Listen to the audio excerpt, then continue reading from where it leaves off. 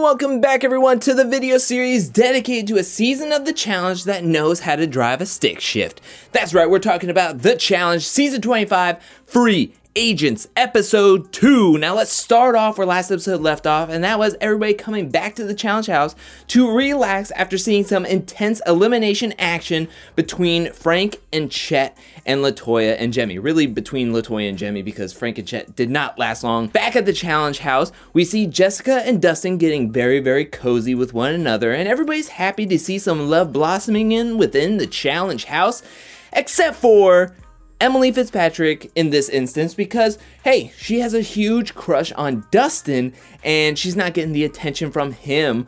He's giving it all to Jessica. Now fast forward to later in the night where they have a costume party. Now everyone's having a great time doing their thing, but this is where the love triangle really explodes. As the night progresses further, we see Dustin and Jessica sharing a steamy stairway kiss with one another, and Emilee Fitzpatrick is left in the cold, so she takes warmth and going to Dustin's bed, waiting for him to show up so maybe they can have a little cuddles and doing some hibbity-dibbity, you know what I mean? Well, Dustin shows up, he's pretty surprised Emilee is in his bed, and they're kind of getting cozy with one another. They've both been drinking, they're kind of touchy-feely, and that's when Nany comes into the room, catches him red-handed, and that's when Dustin's like, it's not what you think, she's gonna sleep here, I'm gonna sleep somewhere else, don't make this a big deal, and they put a kibosh to it, and everybody goes to their own beds for the night. Now let's go into the next day, where we're going into the daily challenge for this episode, and it's gonna be called Auto Body Rally, where they're gonna have the competitors competing in pairs, and the way they're gonna make these teams is that TJ is gonna pull a man's name out of a bag and then pull a woman's name out of the bag, and keep doing this until half of the people playing in this game are picked, and then they're gonna pick a person of the opposite gender to be paired up with them. Also, how they're picked is how they're gonna be going up against each other head to head. Now, in this daily challenge, the pairs are going to start off in cars, drag racing to barrels of hay or bales of hay, and then they're going to get out of the car, run around a pole, get to this modified bike where one person is going to be the peddler and the other one's going to be the navigator. Now, the navigator is going to be facing the peddler, meaning they're not going to see like the road in front of them. What they're gonna have to rely on is the peddler telling them when to turn and how to turn. Now, looking at Auto Body Rally as a whole, this is just a weird mix to me to have them start in a car, drag racing, and then getting on bikes. I feel as though that realistically they would want to have the bikes as the main thing because, hey, that's gonna be where the fun is happening.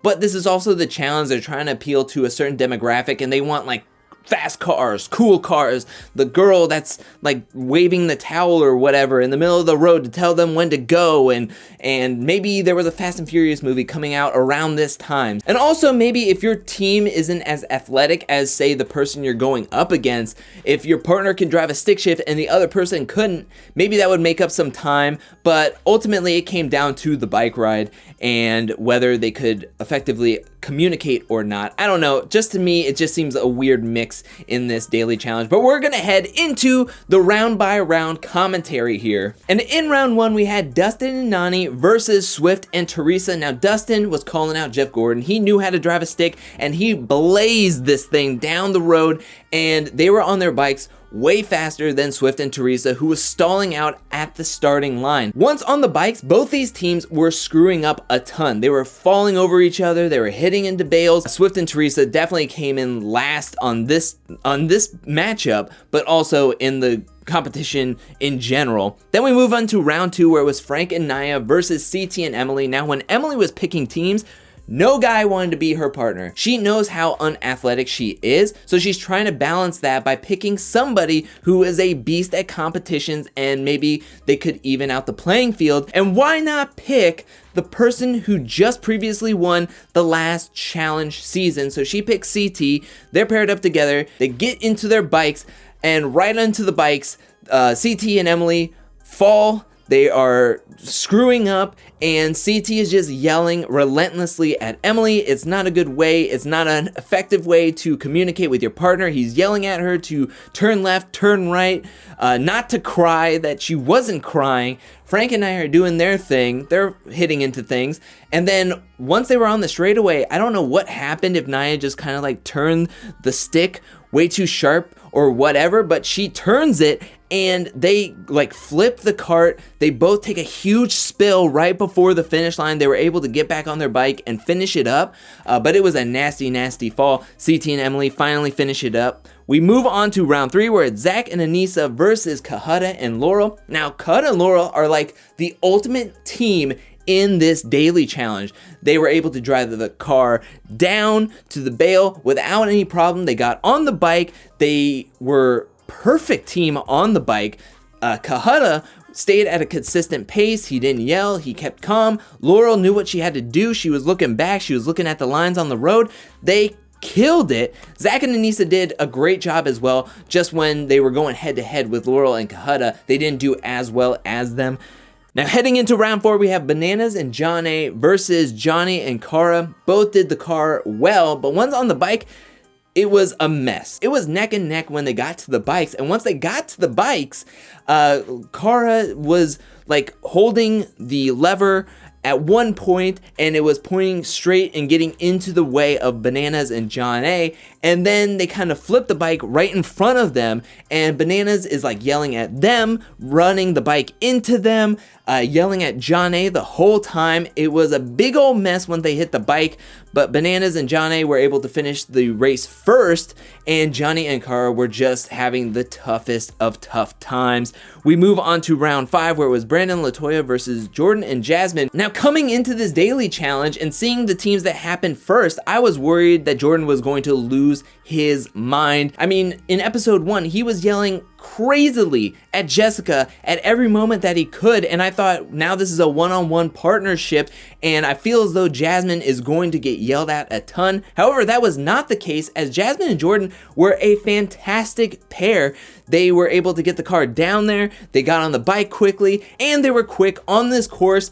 They did a fantastic job together. We move on to round 6, where we have Isaac and Devin versus Preston and Camilla. Now, Preston and Camilla shocked everybody. They were a fantastic team. They were like the odd couple, with Camilla being like 5'2" and Preston being so tall, but they did a fantastic job on this course. They showed everybody that you should not underestimate anybody on any given daily challenge. Isaac and Devin were taking their time. Now, once they got on the bike, Isaac was like, came up with this strategy that, hey, we only have to be faster than 4 teams. And by this time, they've seen everybody go except for one other person. So they decide to keep it slow and steady. Everyone's making fun of them, but they get through it without any real damage to them. Then we move on to round 7, the final round of this daily challenge, where Leroy and Jessica are going solo. Now, Jessica was the final pick of this daily challenge, and so she wants to prove that she doesn't deserve to be picked last.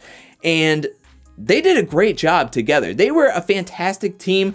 Leroy was calm, cool, and collected. He was able to communicate with Jessica. They were able to communicate with one another, and they just did a great job as a team together. But now let's move on to the final results, and we're gonna start off where TJ starts off, and that is announcing the 4 teams with the worst times.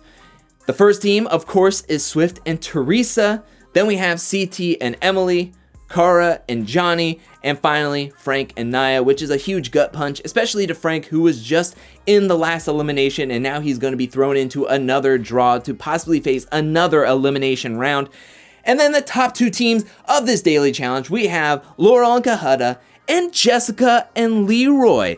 Now, the winner of this daily challenge and the second place finisher is only separated by 3 seconds. And the winning team of this daily challenge is Cohutta and Laurel. Happy birthday, Cohutta. It's Cohutta's birthday in this episode, and he got the ultimate gift of safety, winning a daily challenge, and then they're going to have to pick 2 players to send into the elimination round tomorrow. But tonight, everyone goes out on the bar scene, having a good old time celebrating Cohutta's birthday, and Cohutta is having a great time. All the ladies are giving kiss marks all around him at the bar, especially somebody who's having a great time kissing him, and that is Nany. And so that little blossom flirtation is growing. We also have some other romantic blossoming relationships happening with Laurel and Jordan, Jasmine and Swift, and Dustin and Jessica really explode out onto the scene. They are showing PDA all over the place, and Emilee is pissed. She is jealous. She is super upset.